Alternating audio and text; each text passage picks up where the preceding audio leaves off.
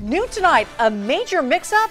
Well, that's what a Valley family is asking after their dog died unexpectedly. Good evening, I'm Trisha Keene. And I'm Ty Quinones. Now, the dog was cremated, but then another surprise has that family shaken. The family suspects the remains that they got may belong to someone else. 13 investigative reporter Joe Bartel shows you the family's heartache and what to do to make sure you never find yourself in a similar situation.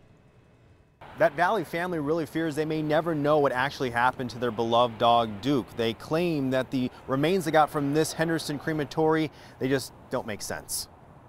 We just want to know if that's Duke. 9-year-old Duke the Doberman died suddenly of a heart attack. His owner, Brent Golden, and his family, plus Duke's longtime companion, Bella, just heartbroken. They never expect anything out of you, and they just appreciate everything you do for them. And I just felt I owed it to my dog to make sure I knew where his remains were. Brent says his family elected to have Duke cremated. The vet's office used La Paloma Crematory and Funeral Services in Henderson. They got this box with a paw print, fur, and his remains inside. And the first thing my wife noticed was, that's black fur.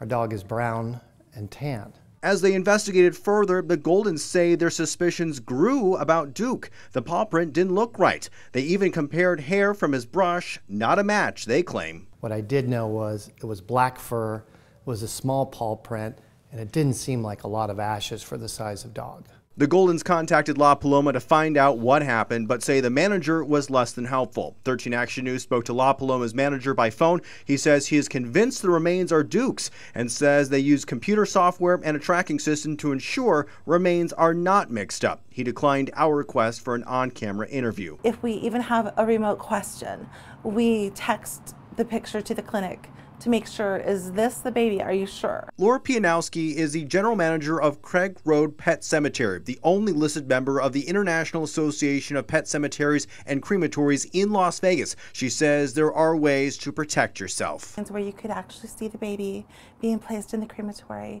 being able to see inside, paperwork that actually, a paper trail that follows their pets, both inside and outside the urn. As for Brent, he says there's no way to analyze the remains and he will always have lingering questions about what happened to Duke.